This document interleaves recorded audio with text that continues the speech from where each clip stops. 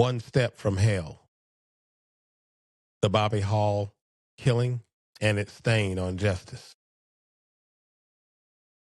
I want you to take a moment and go to the Going Beyond the Lights website, click on donate, and it will direct you to the Ohio Justice and Policy Center's website where you can donate to the Bobbie Hall Human Rights Project to support this film. Stay tuned after this trailer to also hear about my personal endeavor with this case as well. Thank you so much for your donation. And here's the trailer.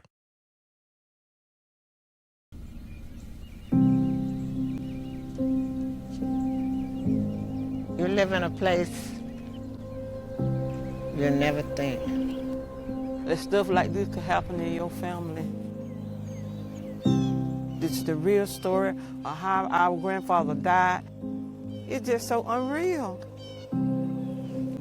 It's so unreal.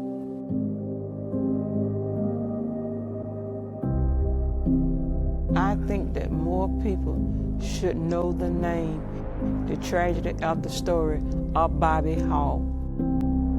More people really should know. Murder. Assassination. tragedy.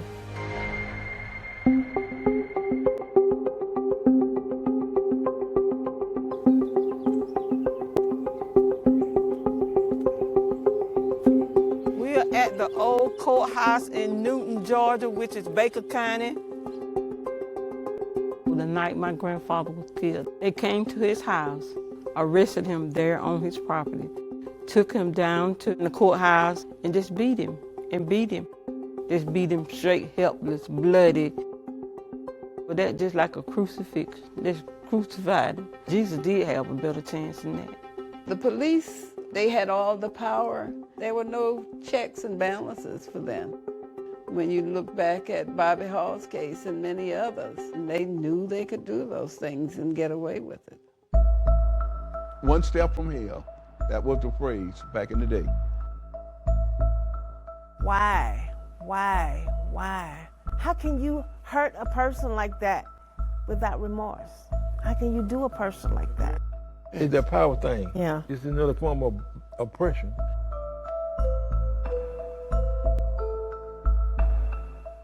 This one case is the reason police can kill and get away with it. This man murdered Bobbie Hall. And then you come up with a decision that basically exonerates him. He's free. The Supreme Court, the highest court of the land, gets him off the hook. That's a slap in the face. The legacy of the Screws case. Screws is still here and impacting us. A case that happened in the 40s that impacted black people still impact us, but now it's dealing with white people as well. That's the whole thing that we always talked about. It's us now, but it's going to be you later if we don't work together to stop this. An institution of policing is necessary, but it gets out of hand when you give all power to police. They feel they can do anything they want to citizens. Just no checks and balances. It ain't nothing changed. It's still going on now. They're still abusing the power. There's some people that ain't got a heart. On them steps today, it was history for us, but it was also injustice. How many lies were told, things covered up, truth not told. Yes, we got history, but we got broken hearts too. No righteousness was in that at all. No justice. It's not a democracy anymore. It's a one-sided government. They do what they want, but you have ways of fighting. The right way, you go through the law.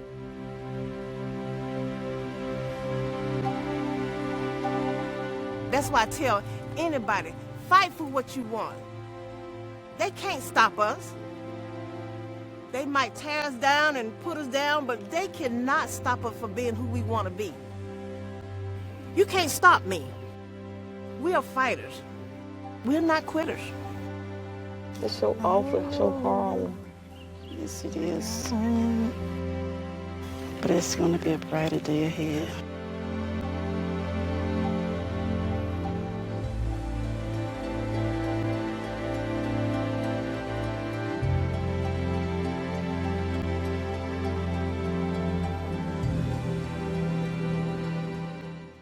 The Bobbie Hall killing and its stain on justice. Now, how I became acquainted with this story is in the early stages of the Going Beyond the Lights classes that we have. I came across this story, and when I came across this story, it took me back to a time when my grandfather, when I was about 10 years old, tried to tell me a story, but he couldn't get that story out because he would cry and start shaking. And he tried to tell me this story on 2 occasions. And I let it go because I realized that it traumatized my grandfather. And after realizing that my grandfather had been beaten at the Baker County Courthouse in Baker County, Georgia, I associated what he was telling me about the story with what happened at the courthouse in the early 60s. Nothing could have been further from the truth. What my grandfather was trying to tell me was about an incident that occurred 20 years earlier in the 40s. And after learning some of the details of it, I remembered him telling me. After doing a lot of research, talking to a lot of people in Baker County, I came to the realization that a lot of people didn't want to talk about this. And I can understand that because it was very traumatizing for the people in Baker County at the time. So what I did myself, I took it upon myself to just talk about it in one of my classes. The very first next class that we had with the Going Beyond the Lights traffic stop training, and how it led to so many incidents of police brutality and police being exonerated for misconduct. That very night, I had a dream. There were 2 men walking towards me. Both of them were in suits, like suits that they were dressed in the 40s. I recognized one of them as my grandfather. And I waved at him. Said, "Hey, granddaddy." He didn't say anything. He just smiled and waved back. The other gentleman stepped forward, and he took his hat off and held it in his hand and said these words: "Thank you. Don't forget me. Please don't let them forget me." And it was at that time that I realized that I was speaking to the spirit of Bobbie Hall. It was just so real. Words can't describe how I felt when I heard those words coming from him. It was almost like a pleading voice. And I made him a promise. I said, I won't, sir. I promise you I won't. He nodded his head, placed his hat back on his head, turned around and walked away. My grandfather waved, and they walked away back into a cloud.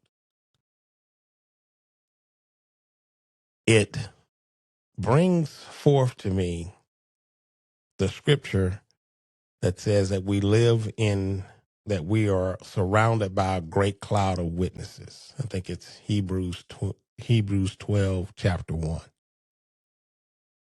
That let me know that he was watching while I was telling his story. So I did a lot of things, going here, there, asking people about the Bobbie Hall story and who I can connect with. And I will, through the essence of time and circumstances, several people that I did not know came into fruition in my life to bring this moment where we are now, this trailer that we have. And the goal is to raise at minimum $250,000. Now, if you ever cared about ending police brutality or bringing down the guardrails that protect police from being accountable for their misconduct, I would like you to at least go to the Going Beyond the Lights website and click on the donate button and donate to the Ohio Justice and Policy Center, the Bobbie Hall Human Rights Project. Or you can go directly to the Ohio Justice and Policy Center's website and go directly to the Bobbie Hall Human Rights Project as well.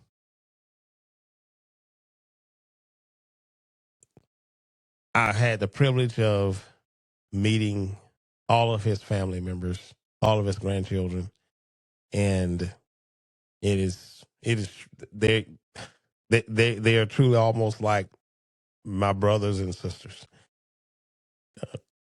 We talk as much as we can, and we have some other things in store for you that's going to come out of this. But I just want you to just take a few minutes and just think about all the things that have happened in our country that deals with police violence and police misconduct, and just think really, really hard about what it would take in order to bring those guardrails down. This is a start. Everything starts from somewhere. The Bobbie Hall killing and its stain on justice is the root to all of the fruit that has manifested in police brutality. If we can actually start to have a discussion about that, then we could probably come to a conclusion about what should happen when we start talking about what needs to happen in the area of law enforcement and to make it better in this country. All the people that you would see, all of the participants that you would see in this film, I personally know them. It has truly been a journey, I must say. You'll get a chance to meet each and every one of them through their film, and you'll also meet the ones who are behind the scenes in this. Outside of myself, you'll get a chance to meet the attorneys and the film director who's a part of this as well. These are God-sent people, and I want to thank you all for tuning in to this episode, and take care.